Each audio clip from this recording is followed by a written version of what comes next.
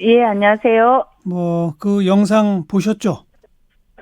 네, 봤습니다. 참 끔찍하더라고요. 근데 이런 식의 피해 제보들이 많이 들어옵니까? 우리 이주여성 인권센터에?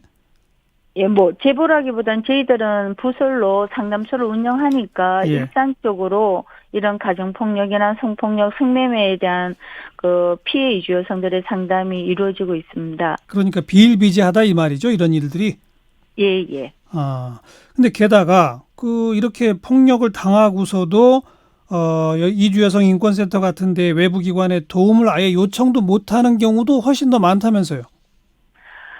예, 지금 현재 외국에서 이제 오다 보니까 이제 한국어도 부족할 수 있고 한국에서 자기 권리 보호를 위한 어떤 정보들이 잘 없죠. 이제 네. 그러다 보니까 어디에서 어떻게 지원을 받아야 될지를 잘 예. 모르는 경우들이 많이 있습니다. 예. 몰라서 어디에 하소연해야 할지 몰라서 예, 예. 그다음 또 혹시라도 알더라도 무서워서 못하는 경우도 있죠.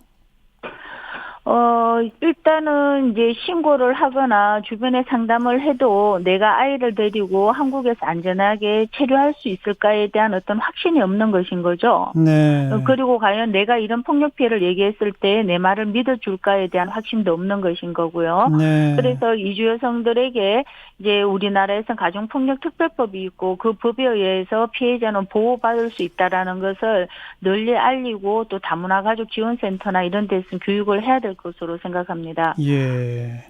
그리고 남편의 신원 보증 제도 이게 또 하나의 문제일 수 있다고 그랬는데 이건 어떤 제도입니까?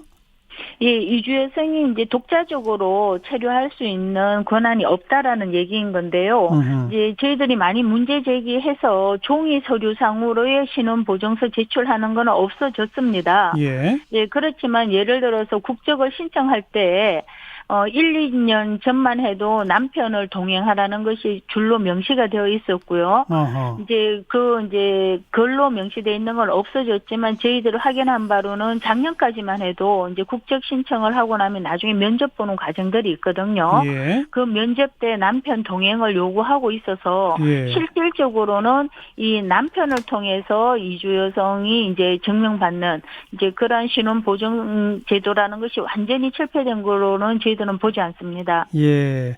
바로 그런 의미에서는 남편 없이는 나 혼자 여기서 살 수도 없다. 이런 식의 위협을 느끼게 되나요?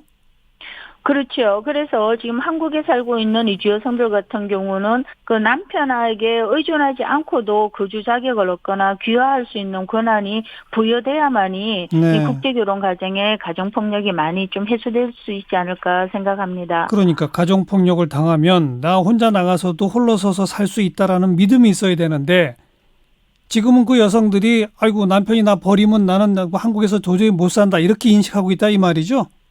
예, 그런 경우가 많죠. 예, 그러니까 이제 상담소나 경찰 번호를 설사 안다 그래도 예, 지원 요청하기가 쉽지 않은 하나의 요인이 되고 있습니다. 네. 어떻게 해야 합니까? 앞으로 어떤 대책들을 세워야 한다고 보세요?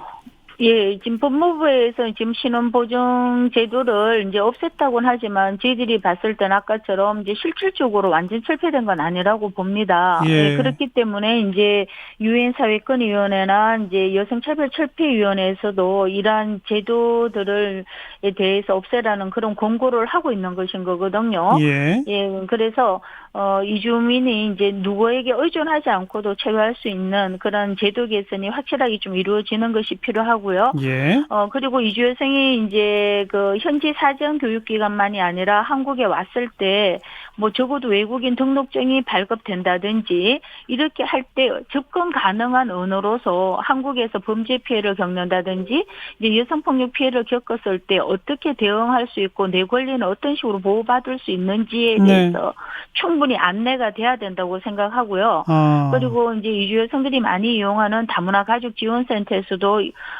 이주 여성 인권과 관련한 정기적인 교육도 이루어졌으면 좋겠고, 예. 그리고 다문화 가족 지원센터나 공공기관에서 일하시는 분들도 이주 여성 이제 여성 폭력 대응 매뉴얼을 숙지해서 이주 여성 상담소나 이주 여성 쉼터 쪽으로 잘 연계될 수 있도록 하는 예. 것이 필요하다고 생각합니다. 그뿐 아니라 그 이주 여성들의 남편들한테도 이런 교육을 좀 해야 되지 않을까요?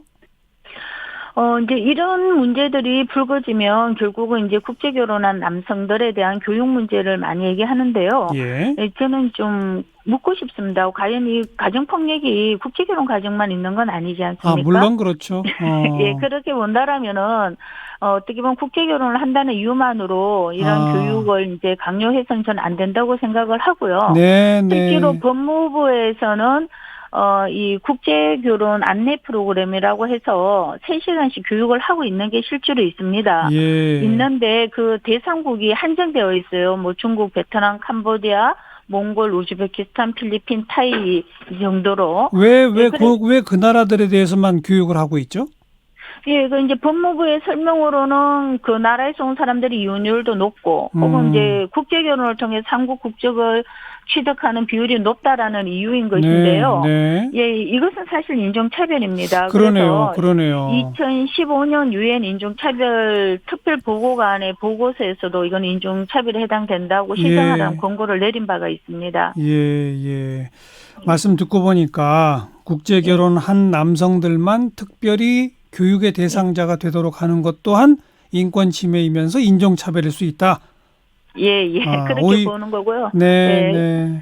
그래서 전반적으로 한국 사회가 이제 국제 결혼이든 아니든 네, 간에 알겠습니다. 여성에 대한 폭력들이 좀 허용되지 않는 그런 예. 성평등한 국가로 가는 것이 근본적인 해결책이라고 생각합니다. 결국은 가정폭력의 피해자가 되는 사람들을 어떻게 지원하고 도울 것인지에 대한 시스템을 확충하는 것. 이게 핵심이로군요. 네.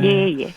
행복하게, 건강하게 잘 사시는 그런 가족들도 많잖아요. 그죠? 예, 많습니다. 예, 그런 경우에 보면은 일상생활이 굉장히 평등해요. 네, 예, 네. 그래서 이주 여성의 어떤, 어디, 한국어 공부를 하러 가고 싶다거나 또 결정권, 이런 것을 굉장히 존중해 주면서 그럼요. 살죠. 예, 네. 알겠습니다. 한국 이주여성 인권센터의 강혜숙 공동대표였습니다. 고맙습니다. 감사합니다.